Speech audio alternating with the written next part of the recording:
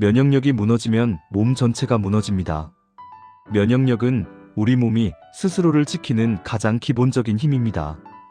우리는 매일 수없이 많은 세균과 바이러스 속에서 살아가지만 그때마다 병에 걸리지 않는 이유는 바로 면역 시스템이 조용히 일을 하고 있기 때문입니다. 그런데 이 면역력이 약해지기 시작하면 몸은 아주 작은 자극에도 쉽게 무너집니다. 예전 같으면 하루 이틀 지나면 괜찮아졌을 감기가 오래가고 기침이 잘 멈추지 않고 몸살이 자주 찾아옵니다. 문제는 많은 분들이 이걸 단순히 나이 탓으로 넘긴다는 점입니다. 나이가 드니까 그렇지 하고 말이죠. 하지만 면역력 저하는 자연스러운 노화의 일부일 수는 있어도 그냥 방치해도 되는 현상은 아닙니다. 면역력이 떨어지면 가장 먼저 나타나는 변화는 잔병치레입니다. 감기, 비염, 인후염 같은 가벼운 질환이 반복되고 회복 속도가 눈에 띄게 느려집니다. 이 시점에서 관리를 하지 않으면 면역력 저하는 점점 더 깊어집니다. 그러면 두 번째 단계로 넘어가게 됩니다. 기관지염, 폐렴, 방광염, 대상포진 같은 질환이 나타나기 시작합니다. 특히 대상포진은 면역력 저하를 대표적으로 보여주는 질환입니다. 대상포진은 몸속에 숨어있던 바이러스가 면역력이 약해졌을 때 다시 활성화되면서 발생합니다. 그래서 왜 하필 지금이냐는 질문에 대한 답은 대부분 같습니다. 피로가 누적됐거나 스트레스가 심했거나 체력이 크게 떨어졌을 때입니다. 여기서 중요한 점이 하나 있습니다. 대상포진 예방주사를 맞았다고 해서 무조건 안전한 것은 아니라는 사실입니다. 예방주사는 분명 도움이 되지만 면역력이 지나치게 떨어진 상태라면 발병하거나 증상이 심해질 수 있습니다. 실제로 면역력이 크게 저하된 상태에서 대상포진이 발생하면 통증이 오래 지속되거나 신경 손상이 남을 수 있고 심한 경우 안면신경이 영향을 받아 안면마비로 이어지는 사례도 보고되고 있습니다. 안면마비는 단순히 얼굴이 불편한 문제가 아닙니다. 음식 섭취, 발음, 눈 깜빡임까지 영향을 주어 일상생활의 질을 크게 떨어뜨립니다. 이 모든 시작점이 바로 면역력 저하였다는 점을 우리는 기억해야 합니다. 면역력이 떨어지면 발생하는 합병증은 여기서 끝이 아닙니다. 상처가 잘 낫지 않고 수술이나 시술 후 회복이 늦어집니다. 장 기능이 약해지면서 설사나 변비가 반복되고 피부 트러블도 쉽게 생깁니다. 또 하나 간과하기 쉬운 부분이 바로 마음 건강입니다. 면역력이 떨어진 분들 중 상당수가 피로감, 무기력, 우울감을 함께 호소합니다. 이는 단순한 기분 문제가 아니라 염증 반응과 면역 시스템의 불균형과도 연결되어 있습니다. 그렇다면 왜 면역력은 이렇게 쉽게 무너질까요? 가장 큰 이유는 생활 습관입니다. 불규칙한 식사, 단순당 위주의 식습관, 단백질과 채소 섭취 부족, 그리고 수면 부족과 만성 스트레스가 겹치면 면역 시스템은 버티기 힘들어집니다. 특히 시니어 세대에서는 근육량 감소와 함께 면역세포의 활동성도 자연스럽게 줄어듭니다. 이때 영양 섭취까지 부족하면 면역력은 더 빠르게 떨어집니다.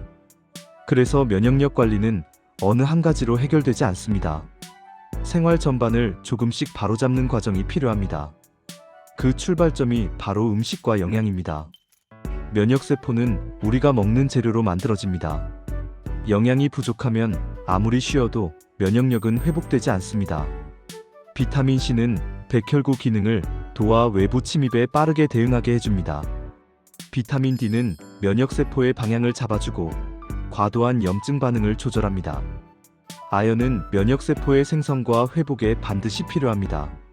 셀레늄은 항산화 작용을 통해 바이러스에 대한 방어력을 높여주고 오메가3는 면역체계가 과잉 반응하지 않도록 균형을 잡아줍니다. 장 건강 역시 면역력과 직결됩니다.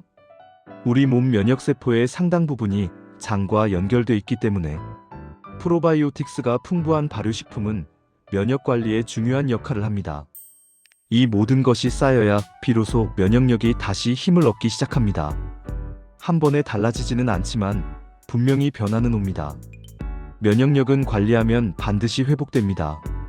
면역력 관리는 특별한 사람이 하는 관리가 아닙니다. 오히려 가장 평범한 일상을 지키는 사람이 가장 강한 면역력을 유지합니다. 많은 분들이 운동을 꼭 해야 하나요? 라고 묻습니다. 정답은 격한 운동이 아니라 꾸준한 움직임입니다. 면역력을 높이는 데 가장 좋은 운동은 걷기입니다. 하루 30분 정도만 숨이 약간 찰 정도로 걸어도 혈액순환이 좋아지고 면역세포의 이동이 활발해집니다.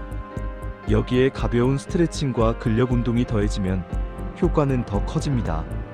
근육은 면역력의 저장고 역할을 하기 때문에 근육이 줄어들수록 면역력도 함께 약해집니다. 그리고 반드시 함께 가야 하는 것이 수면입니다. 잠을 자는 동안 면역 시스템은 하루 동안 받은 손상을 복구합니다.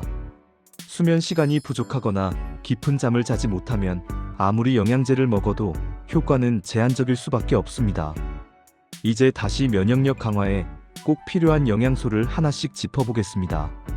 비타민C는 매일 조금씩 섭취하는 것이 중요합니다.